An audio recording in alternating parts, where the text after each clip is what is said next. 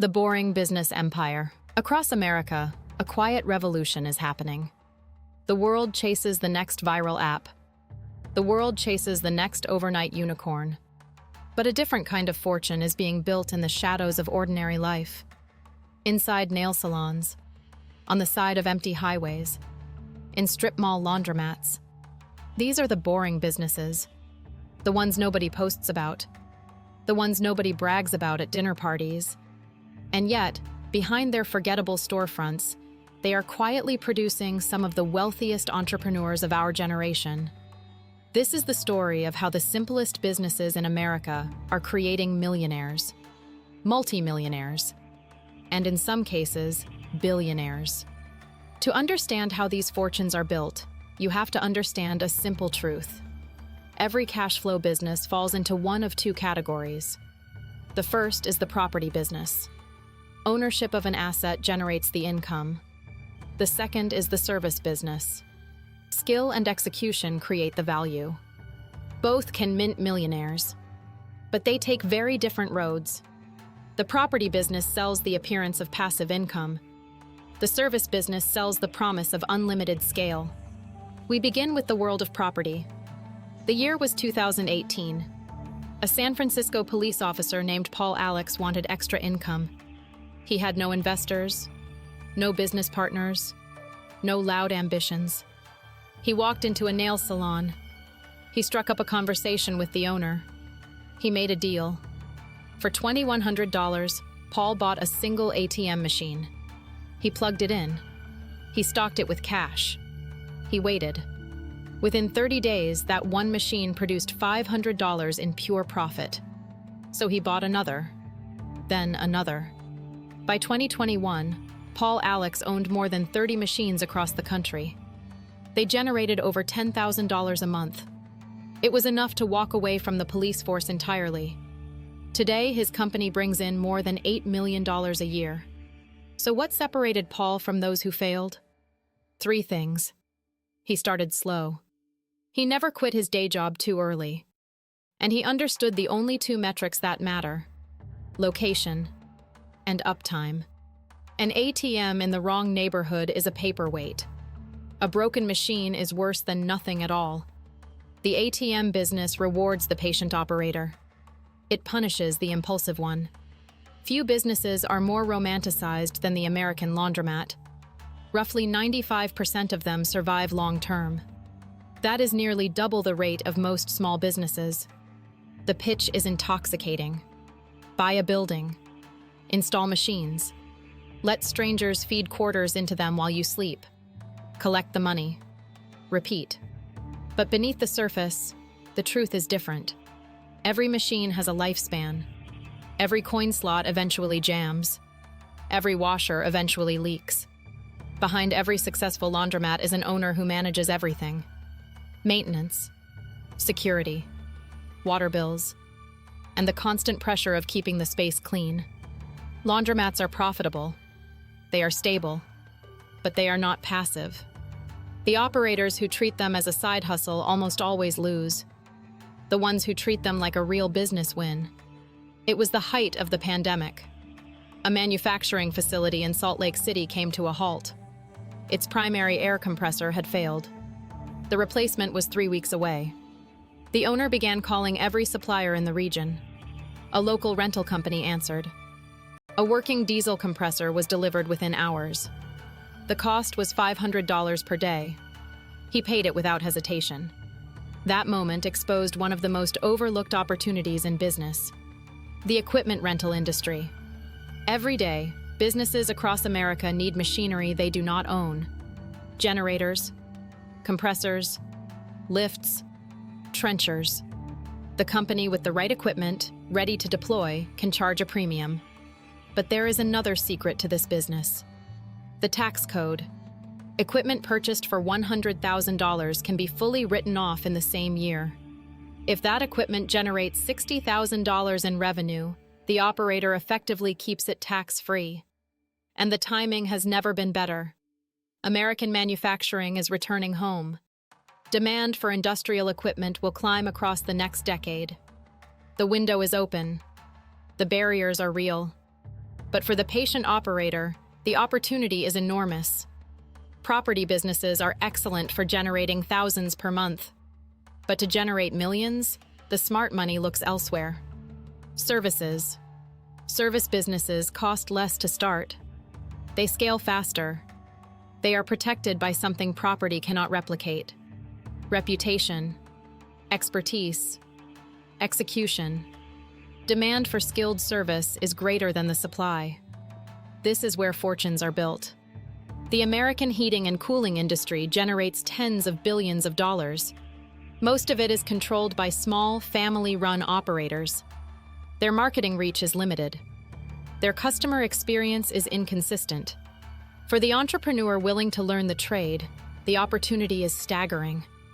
The path begins not with capital, but with knowledge. Trade school.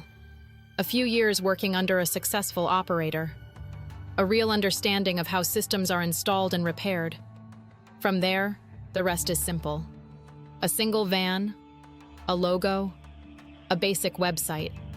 The cost of entry is low. The cost of execution is mostly time. The operators who win are not the ones with the largest budgets. They are the ones who deliver consistent quality. The ones who show up when they say they will. Most small HVAC companies still rely on outdated marketing.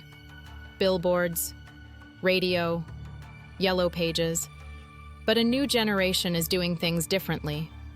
They use social media. They use local search. They use community-based content. The attention has shifted. The platforms have changed. The customers are younger and more digitally native. In the trades, expertise compounds. Reputation compounds. Roots compound. Patience can turn a single service van into a regional empire. In a small town in Alabama, off a long stretch of Interstate 20, lives one of the wealthiest men in the county. He did not build his fortune in technology. He did not earn an Ivy League degree. By most accounts, he never finished middle school.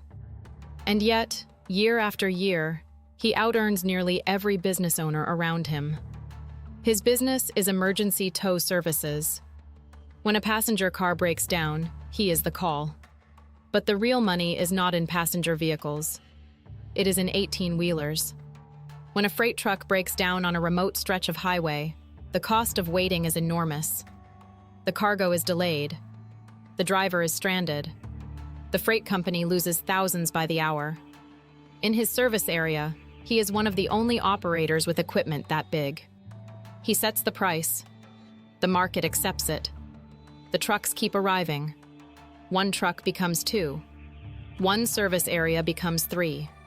Each unit is a self-contained engine of revenue. The barriers are real. Equipment, maintenance, licensed drivers. But those same barriers are what keep competitors away. Hard to start often means hard to disrupt.